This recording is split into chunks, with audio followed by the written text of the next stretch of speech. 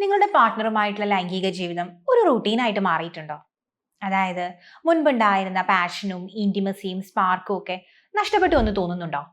എങ്കിൽ തീർച്ചയായിട്ടും നിങ്ങൾ ഒരുപാട് കാര്യങ്ങൾ മിസ് ഔട്ട് ചെയ്യുന്നുണ്ട്.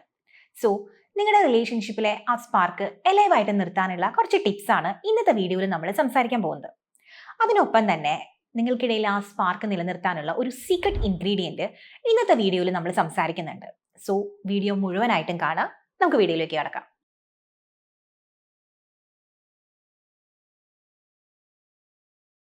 ബന്ധത്തിന്റെ ആദ്യകാലങ്ങളിൽ എല്ലാവരും ഒരു എക്സൈറ്റിംഗ് മൂഡിലായിരിക്കും. പുതിയൊരാളെ അടുത്തറിയുന്നതിന്റെ ത്രില്ല്, ഓരോ നോട്ടത്തിലും വാക്കിലും ഒക്കെ ആ എക്സൈറ്റ്മെന്റ് ഉണ്ടായിരിക്കും.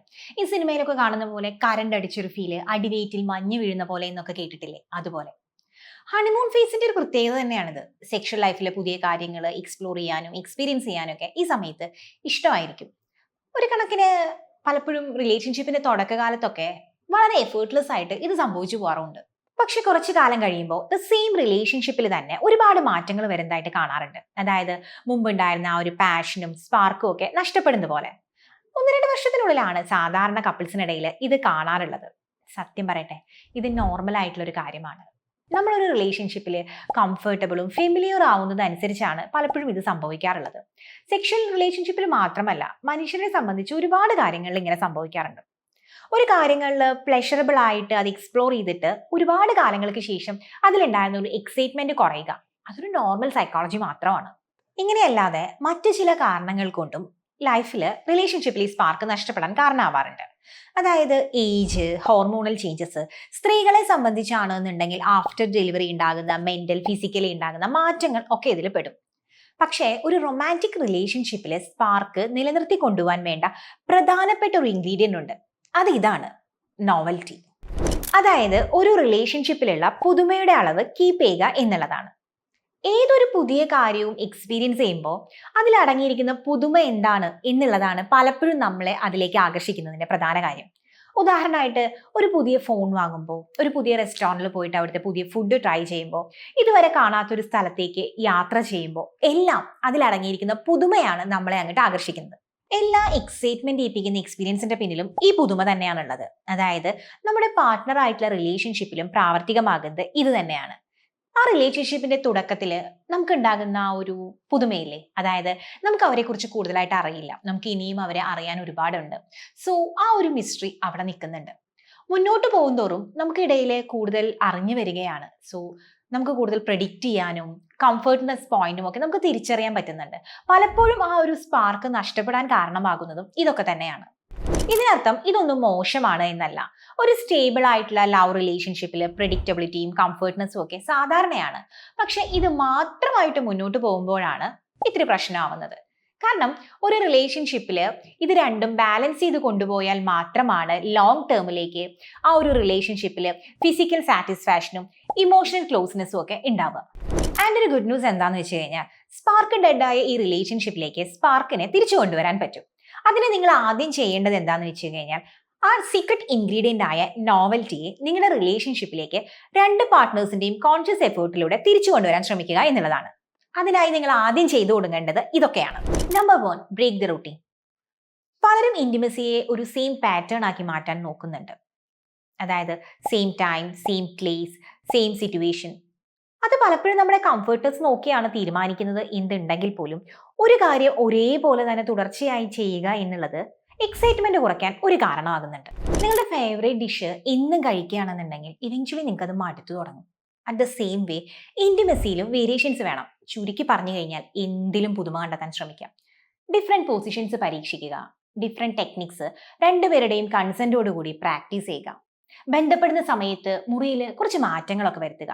അതായത് ഇഷ്ടപ്പെട്ട രീതിയിലേക്ക് ലൈറ്റിംഗ് അറേഞ്ച് ചെയ്യുക, ഇഷ്ടപ്പെട്ട ഫ്രാഗ്രൻസിലുള്ള കാൻഡിൽ വെക്കുക, ഇഷ്ടപ്പെട്ട പാട്ട്, രണ്ടുപേർക്കും കംഫർട്ടായ രീതിയിലേക്കുള്ള ഡ്രസ്സിങ് ചെയ്യാൻ ശ്രമിക്കുക, പുതിയ സ്ഥലങ്ങൾ ചൂസ് ചെയ്യുക. ഇതൊക്കെ സ്ഥിരമായിട്ടുള്ള നിങ്ങളുടെ ഒരു റൂട്ടീനിന് ബ്രേക്ക് ചെയ്യാൻ സഹായിക്കുന്നതായിരിക്കും. Number 2, communication. ഫിസിക്കൽ ഇൻറ്റിമസി മാത്രമല്ല, ഇമോഷണൽ ബോണ്ടിങ്ങും ഒരു റിലേഷൻഷിപ്പിൽ വളരെ ഇമ്പോർട്ടൻ്റ് ആയിട്ടുള്ള കാര്യമാണ്. പലപ്പോഴും പറഞ്ഞു കേട്ടിട്ടുണ്ട്, അവൻ അല്ലെങ്കിൽ അവൾ എന്നെ മൈൻഡ് ചെയ്യുന്നില്ല, എൻ്റെ ഇഷ്ടങ്ങളൊന്നും മനസ്സിലാക്കുന്നില്ല. പക്ഷെ എപ്പോഴെങ്കിലും നിങ്ങൾ അവരുടെ ഇഷ്ടങ്ങൾ ചോദിച്ചിട്ടുണ്ടോ? അതും അല്ലെങ്കിൽ നിങ്ങളുടെ ഇഷ്ടങ്ങൾ അവരോട് പറയാൻ ശ്രമിച്ചിട്ടുണ്ടോ? ഇപ്പൊ കംഫർട്ട് ആണോ? ഇപ്പൊ എന്താ ഫീൽ ചെയ്യുന്നേ? നമുക്ക് രണ്ടുപേർക്കും ഒരുമിച്ച് സമയം സ്പെൻഡ് ചെയ്യാൻ പറ്റുന്നുണ്ടോ? തുടങ്ങിയ തുറന്ന സംസാരങ്ങൾ ഒരു റിലേഷൻഷിപ്പിൽ വളരെ വലുതാണ്. നീഡ്സ് പരസ്പരം പറയുക, അപ്പൊ കൂടുതൽ മനസ്സിലാക്കാൻ അവിടെ പറ്റുന്നുണ്ട്. ഒരു റിലേഷൻഷിപ്പിലെ നോവൽറ്റീനെ കൂടുതൽ മുന്നോട്ട് കൊണ്ടുപോകാനും അത് വളരെ ദൃഢമാക്കാനും ഇത് സഹായിക്കും. Number 3, rediscover each other. ഈ റിലേഷൻഷിപ്പിലൊക്കെ ഒരു ട്രാപ്പ് ഉണ്ട്. ആ ഒരു കംഫർട്ട് സോണിൽ എത്തിക്കഴിഞ്ഞു കഴിഞ്ഞാൽ നമുക്ക് തോന്നും നമുക്ക് അവരെ നന്നായിട്ട് അറിയാമെന്ന്, ഇനി നമുക്ക് അവരെ ഒന്നും അറിയാൻ ബാക്കിയില്ലാന്ന്. സോ അവരെവിടേക്കും ഇനി പോവില്ല. അതുകൊണ്ട് തന്നെ പലപ്പോഴും നമ്മൾ ആ റിലേഷൻഷിപ്പിൽ ഇടുന്ന ആ ഒരു എഫേർട്ടിനും മാറ്റങ്ങൾ വരും. പക്ഷെ മനുഷ്യനാണ്, എപ്പോഴും മാറിക്കൊണ്ടിരിക്കും. നമ്മളും മാറുന്നുണ്ട്, അപ്പൊ നമ്മുടെ പാർട്ട്ണറും മാറും. സോ ആസ്ക് ദം, ഇപ്പൊ നിങ്ങൾക്ക് എന്താണ് ആഗ്രഹം? എന്താണ് നിങ്ങളെ ഹാപ്പി ആക്കുന്നത്? എന്താണ് നിങ്ങൾക്ക് സ്ട്രെസ്ഫുൾ ആയിട്ട് തോന്നുന്നത്? ഇതൊക്കെ ഒരു തുറന്ന കമ്മ്യൂണിക്കേഷനിലൂടെ മാത്രമേ പറ്റൂ. ഒരാളെയും ഒരിക്കലും ലൈഫിൽ മുഴുവനായിട്ട് എക്സ്പ്ലോർ ചെയ്യാൻ കഴിയില്ല, ഓർക്കുക. Number 4, don't compare your relationship with others. മറ്റുള്ളവരുടെ റിലേഷൻഷിപ്പുമായിട്ട് നിങ്ങളുടെ റിലേഷൻഷിപ്പിനെ കമ്പയർ ചെയ്യാതിരിക്കുക, പ്രധാനമായിട്ടും സോഷ്യൽ മീഡിയയിലെ കപ്പിൾസുമായിട്ട്. കാരണം അതിനകത്ത് കാണിക്കുന്ന അൺറിയലിസ്റ്റിക് ഇന്റിമസി ഒക്കെ കണ്ടിട്ട് ഇതൊന്നും എന്താ ഇപ്പൊ എന്റെ ലൈഫിൽ ഉണ്ടാവാത്തെ എന്ന് ചിന്തിക്കുന്നവരാണ് അധികവും. എന്തിനാ അപ്പൊ അങ്ങനെയൊക്കെ ചിന്തിക്കണേ? കാരണം അതൊന്നും റിയൽ അല്ല, റീല് മാത്രമാണ്. നിങ്ങളുടെ റിലേഷൻഷിപ്പും നിങ്ങളുടെ പാർട്ട്ണറും യുണീക്കാണ് എന്നൊന്ന് ചിന്തിച്ചു നോക്കൂ. നിങ്ങളുടെ പാർട്ട്ണറിനെ ഇനിയും എക്സ്പ്ലോർ ചെയ്യാനുണ്ട് നിങ്ങൾക്ക് എന്ന് ചിന്തിച്ചു നോക്കൂ.